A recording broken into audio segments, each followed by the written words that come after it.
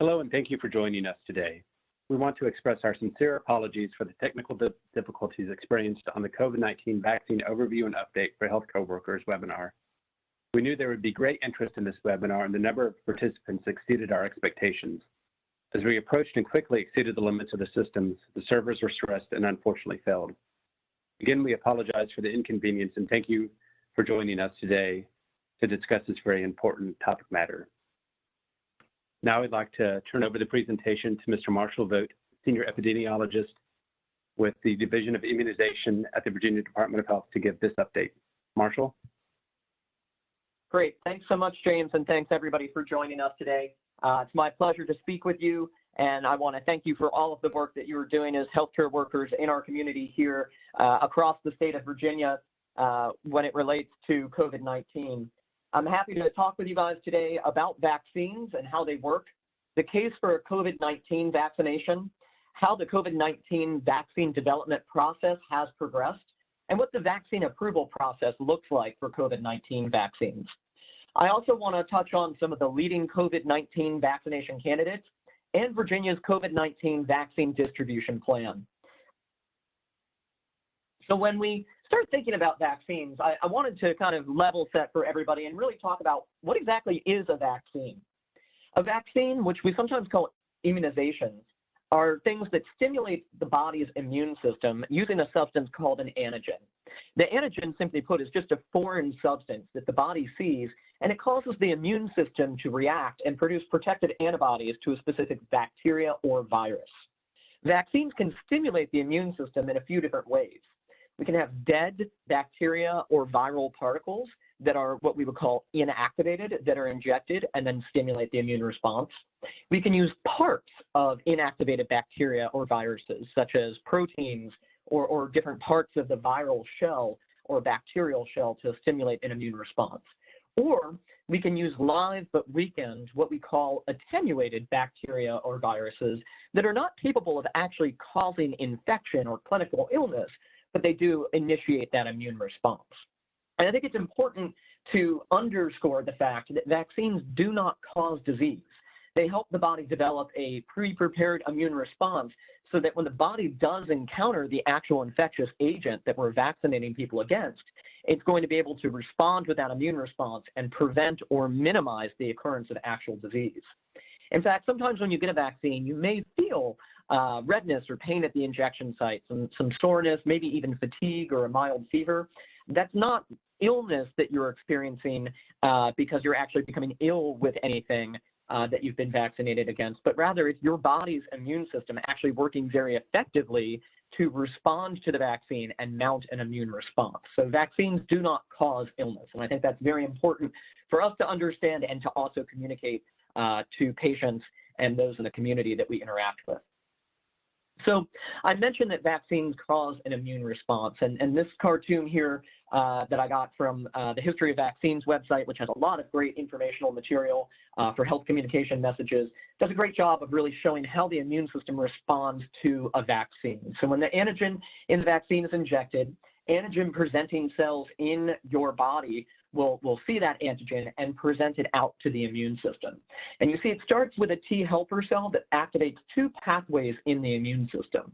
One is the B cell pathway that winds up producing antibodies that can actually bind to vaccine antigens or to future actual bacterial or viral agents, the actual etiologic agent, and prevent them from infecting the body.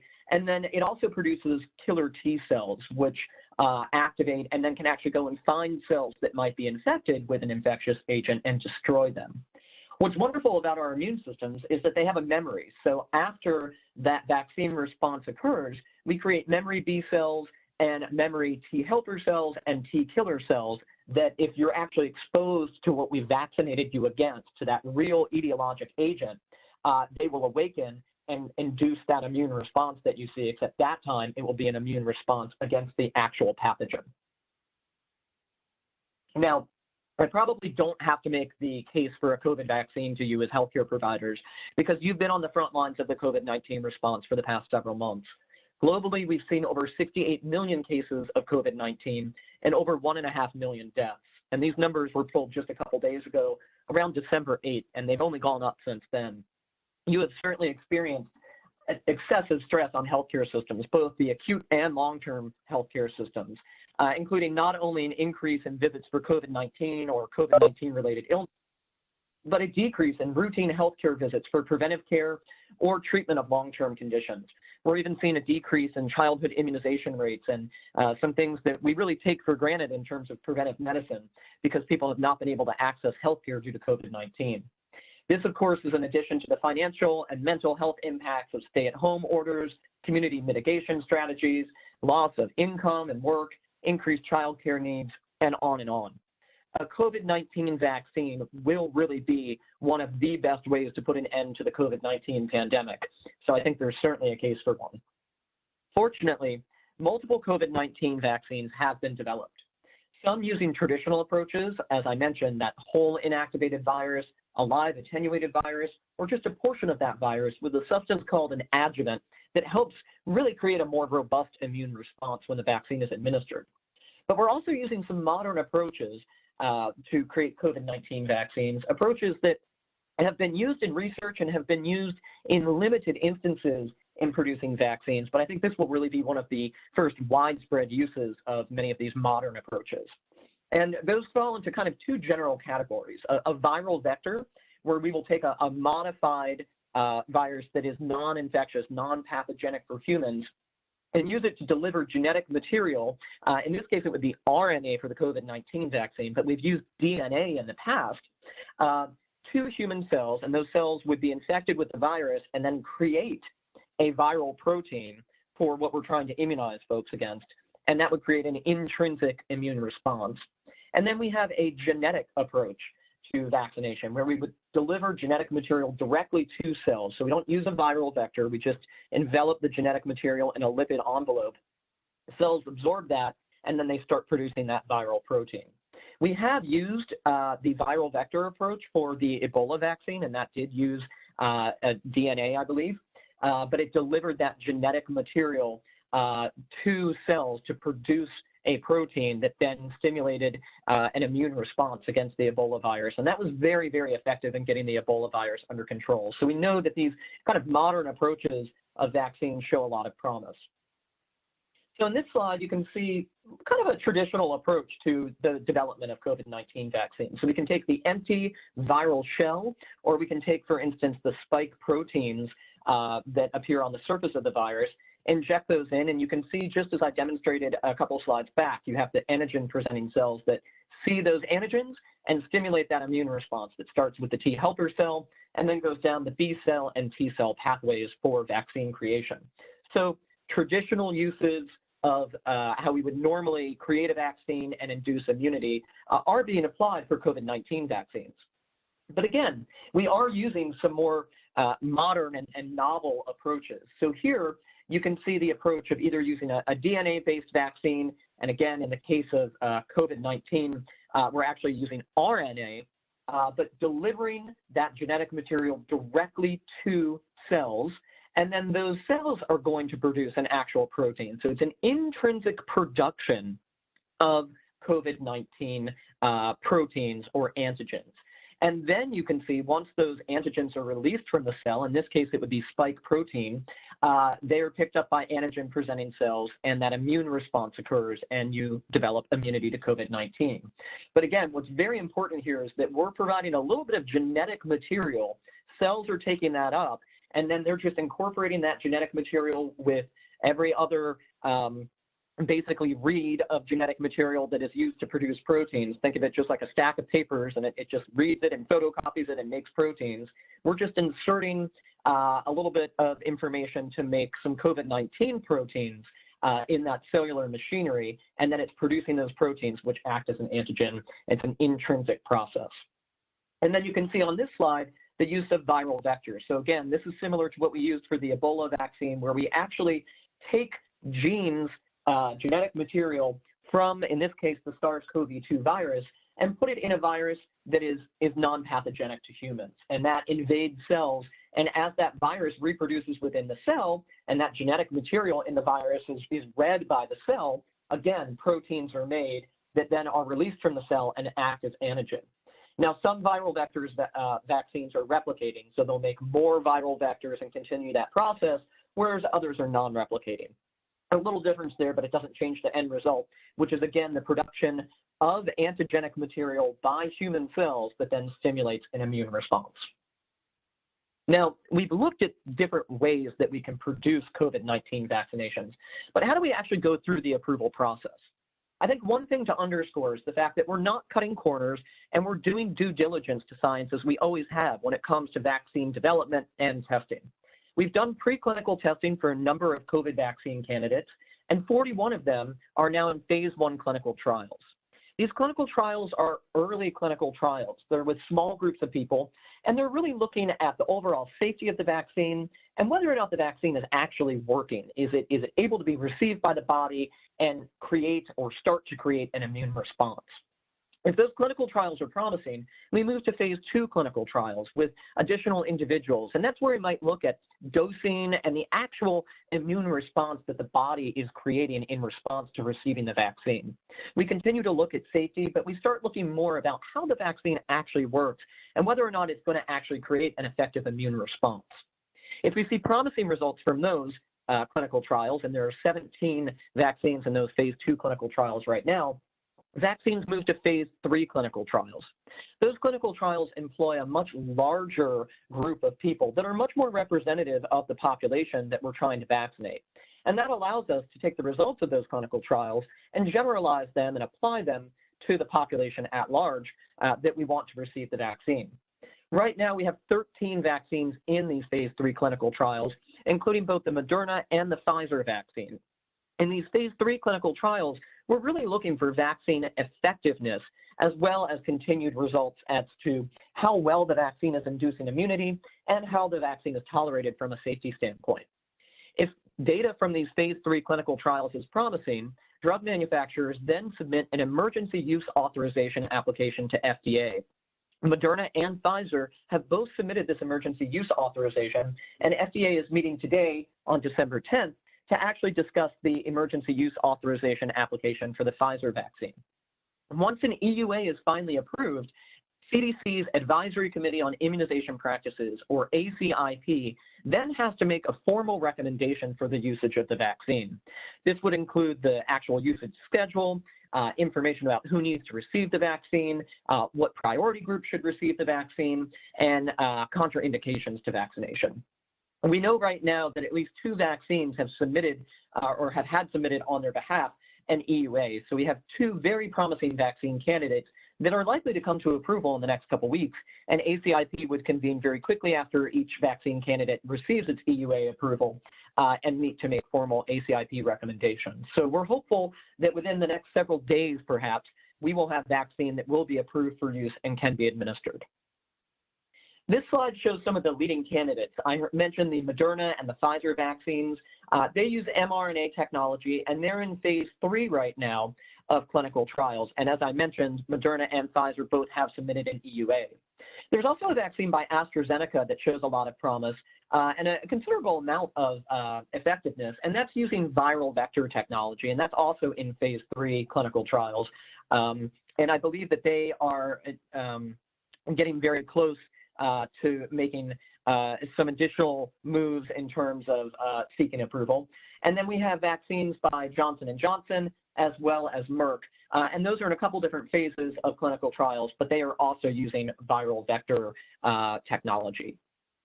So as I mentioned, the current leaderboard is really Pfizer, Moderna, and then AstraZeneca. Pfizer and Moderna both showed greater than 95% effectiveness, all told, for their vaccines. And AstraZeneca showed up to 90% effectiveness, depending on the dose of vaccine. It's actually interesting.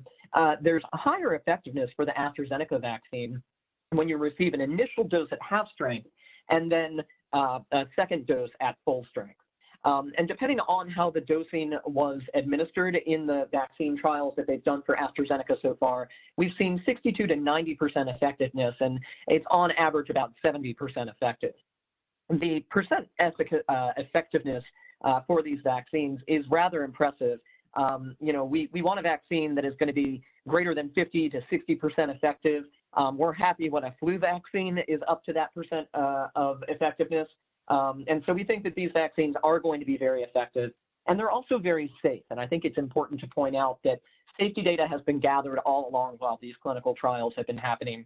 And we know that these vaccines not only are very effective, but have a very good safety profile as well. So we have vaccines that are promising candidates. How does that work in terms of actually approving them and getting them distributed?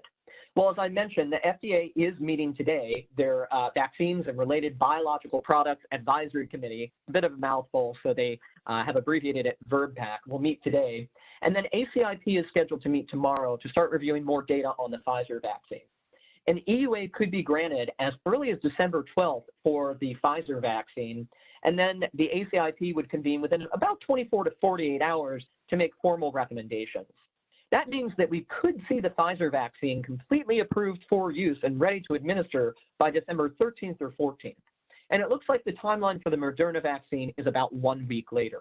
So again, by mid-December, we will likely have a vaccine that we can start administering, and then we'll have other vaccine candidates that will be coming online, with Moderna probably being the second one. So how does this look for Virginia when it comes to vaccine distribution and administration? It's been broken down into 3 likely phases of the vaccine administration process. And it really starts with phase 1, which is a very limited supply of vaccine that's going to go to very targeted groups of individuals. As vaccine supply increases, we're going to add in additional priority groups of individuals until we get to a point where there are substantial availability of vaccine exists and we can vaccinate the general public. So in phase 1, we're going to be really focused on healthcare providers and skilled nursing facility, assisted living facility residents, and staff. Later phases in phase 1 and moving into phase 2 will likely focus on medically vulnerable individuals, critical infrastructure staff, and other priority populations.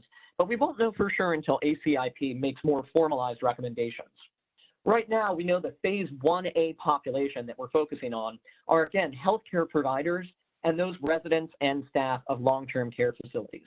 And we know that we're going to have to use very targeted approaches to vaccinate those individuals, likely through what we call targeted closed points of dispensing, or pods.